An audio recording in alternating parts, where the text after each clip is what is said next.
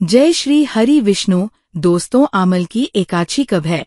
10 या 11 मार्च। दोस्तों, सनातन धर्म में एकादशी तिथि को भगवान विष्णु और माँ लक्ष्मी को प्रसन्न करने के लिए शुभ माना जाता है।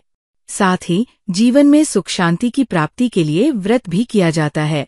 फाल्गुन माह के शुक्ल पक्ष की एकादशी तिथि पर आमल की एकादशी व्रत किया जाता है। इस दिन आंवले के पेड़ की पूजा अर्चना की जाती है। इस एकादशी को रंगभरी एकादशी भी कहा जाता है। माना जाता है कि रंगभरी एकादशी आंवले के पेड़ की उत्पत्ति से संबंधित है।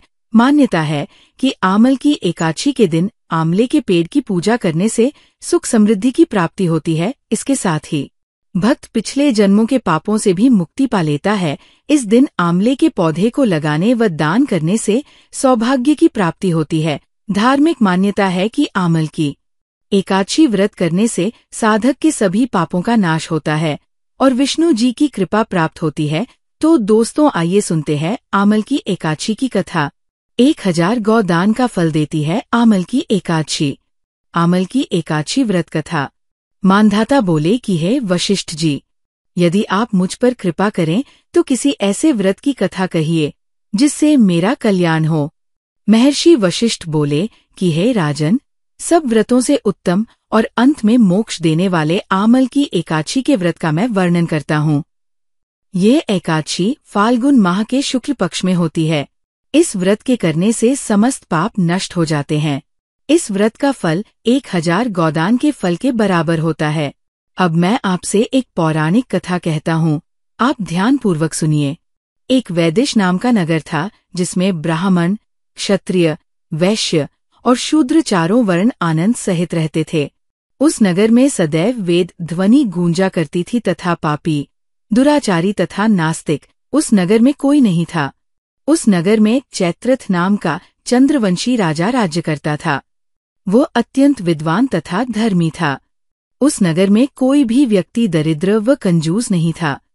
सभी नगरवासी विष्णु भक्त थे और आबाल वृद्ध स्त्री पुरुष एकादशी का व्रत किया करते थे। एक समय फाल्गुन मास के शुक्ल पक्ष की आमल की एकादशी आई। उस दिन राजा, प्रजा तथा बाल वृद्ध सबने हर्षपूर्वक व्रत किया। राजा अपनी प्रजा के साथ मंदिर में जाकर पूर्ण कुंभ स्थापित करके धूप, दीप, नैवेद्य, पंचरत्न आदि से धात्री, आंवले का पूजन करने लगे और इस प्रकार स्तुति करने लगे।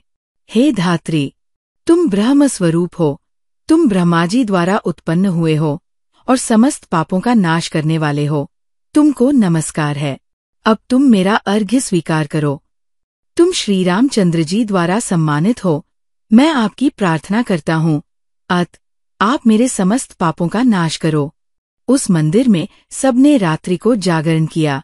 रात के समय वहां एक बहेलिया आया जो अत्यंत पापी और दुराचारी था। वह अपने कुटुंब का पालन जीव हत्या करके किया करता था। भूख और प्यास से अत्यंत व्याकुल वह बहेलिया इस जागरण को देखने के लिए मंदिर के एक कोने में बैठ गया और विष्णु भगवान तथा एकादशी महात्म्य की कथा सुनने लगा। इस प्रकार अन्य मनुष्यों की भांति उसने भी सारी रात जागकर बिता दी। प्रात काल होते ही सब लोग अपने घर चले गए तो बहेलिया भी अपने घर चला गया। घर जाकर उसने भोजन किया। कुछ समय बीतने के पश्चात उस बहेलिये की मृत्यु हो गई। मगर उस आमल की एकादशी के व्रत तथा जागरण से उसने राजा विदुरथ के घर जन्म लिया और उसका नाम वसुरथ रखा गया। युवा होने पर वह चतुरंगिनी सेना के सहित तथा धन धान्य से युक्त होकर 10,000 ग्रामों का पालन करने लगा। वह तेज में सूर्य के समान, कांति में चंद्रमा के समान, वीरता में भगवान विष्णु के समान और क्षमा में पृथ्वी के समान था। वो अत्यंत धार्मिक, सत्यवादी, कर्मवीर और विष्णु भक्त था। वह प्रजा का समान भाव से पालन करता था। दान देना उसका नित्य कर्तव्य था। एक दिन राजा शिकार खेलने के लिए गया। दैवयोग से वो मार्ग भूल गया और दिशा ज्ञान न रहने के कारण उसी वन में एक वृक्ष के नीचे सो गया। थोड़ी देर बाद पहाड़ी म्लेच्छ वहां पर आ गए और राजा को अकेला देखकर मारो, मारो शब्द करते हुए राजा की ओर दौड़े। म्लेच्छ कहने लगे कि इसी दुष्ट राजा ने हमारे माता, पिता, पुत्र, पौत्र आदि अनेक संबंधियों को मारा है तथा देश से निकाल दिया है, इसको अवश्य मारना चाहिए। ऐसा कहकर वे म्लेच्छ उस राजा को मारने दौड़े और अनेक प्रकार के अस्त्र शस्त्र उसके ऊपर फेंके। वे सब अस्त्र शस्त्र राजा के शरीर पर गिरते ही नष्ट हो जाते और उनका वार पुष्प के समान प्रतीत होता। अब उन म्लेच्छों के अस्त्र शस्त्र उल्टा उन्हीं पर प्रहार करने लगे, जिससे वे मूर्छित होकर गिरने लगे। उसी समय राजा के शरीर से एक दिव्य स्त्री उत्पन्न हुई। वह स्त्री अत्यंत सुंदर होते हुए भी उसकी भ्रिकुटी टेढ़ी थी। उसकी आंखों से लाल लाल अग्नि निकल रही थी, जिससे वह दूसरे काल के समान प्रतीत होती थी। वह स्त्री म्लेच्छों को मारने दौड़ी और थोड़ी ही देर में उसने सब म्लेच्छों को काल के गाल में पहुंचा दिया। जब राजा सोकर उठा तो उसने म्लेच्छों को मरा हुआ देखकर कहा कि इन शत्रुओं को किसने मारा है? इस वन में मेरा कौन हितैषी रहता है? वह ऐसा विचार कर ही रहा था कि आकाशवाणी हुई, हे राजा, इस संसार में विष्णु भगवान के अतिरिक्त कौन तेरी सहायता कर सकता है? इस आकाशवाणी को सुनकर राजा अपने राज्य में आ गया और सुखपूर्वक राज्य करने लगा। महर्षि वशिष्ठ बोले कि हे राजन, ये आमल की एकादशी के व्रत का प्रभाव था। जो मनुष्य इस आमल की एकादशी का व्रत करते हैं वे प्रत्येक कार्य में सफल होते हैं और अंत में विष्णुलोक को जाते हैं। इस बार आमल की एकादशी की डेट को लेकर लोगों में कंफ्यूजन की स्थिति बन रही है। ऐसे में आज हम आपको बताएंगे आमल की एकादशी की सही डेट के बारे में। आमल की एकादशी 2025 डेट और शुभ मुहूर्त।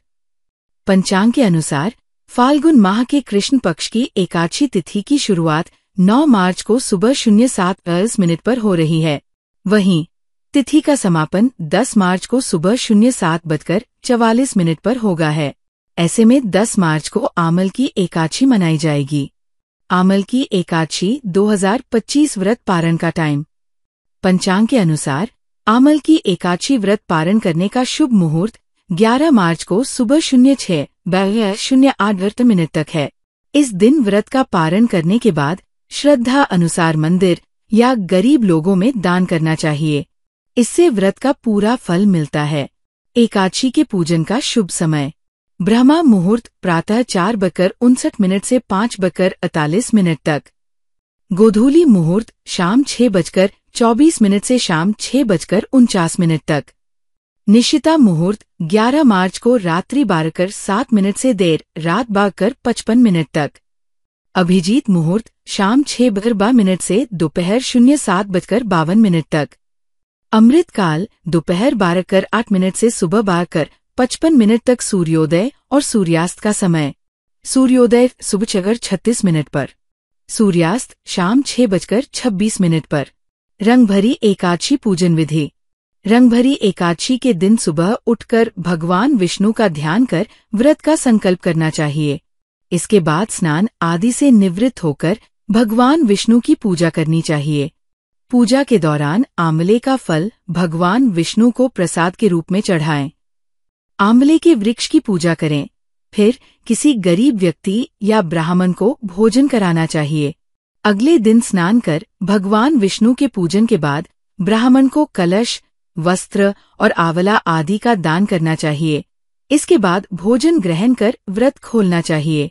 कुछ लोग इस एकादशी को रंगभरी एकादशी के रूप में मनाते हैं। ऐसे में इस दिन शिवलिंग पर लाल रंग का गुलाल और माता पार्वती को 16 श्रृंगार की सामग्री अर्पित करें। इस दिन शिवजी और विष्णु जी के मंत्रों का जाप करें। वहीं इस मौके पर तुलसी जी की पूजा भी जरूर की जाती है। ऐसे में इस एकादशी के दिन सुबह जल्दी उठें और स्नान करें। फिर तुलसी के पौधे में जल चढ़ाएं। उन्हें मौली धागा, चुनरी, नारियल चढ़ाएं। फिर तुलसी चालीसा का पाठ करें। आखिरी में तुलसी माता की आरती करें। ऐसा करने से अखंड सौभाग्य की प्राप्ति होगी और वैवाहिक जीवन की मुश्किलें दूर होंगी। अब जान लेते हैं एकादशी के कुछ उपाय सफलता प्राप्ति के लिए।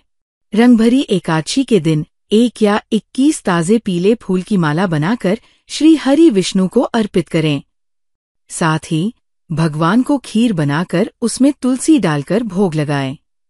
माना जाता है कि ऐसा करने से जीवन के हर क्षेत्र में सफलता प्राप्त होती है। सुख समृद्धि के लिए। रंगभरी एकादशी के दिन जीवन में सुख समृद्धि और ऐश्वर्य पाना चाहते हैं तो इस दिन पवित्र नदी में स्नान आदि करना चाहिए और भगवान विष्णु की विधि पूर्वक पूजा करनी चाहिए। साथ ही पूजा के बाद भगवान को आंवला चढ़ाना चाहिए। कार्यक्षेत्र में तरक्की के लिए। कार्यक्षेत्र तरक्की प्राप्त करना चाहते हैं या आपके विपरीत कोई स्थिति बन गई है तो रंगभरी एकादशी के दिन आपको आंवले के पेड़ में जल चढ़ाना चाहिए और आंवले की जड़ की थोड़ी सी मिट्टी माथे पर तिलक के रूप में लगाना चाहिए। तो दोस्तों, आज के लिए इतना ही। जय श्री हरि विष्णु।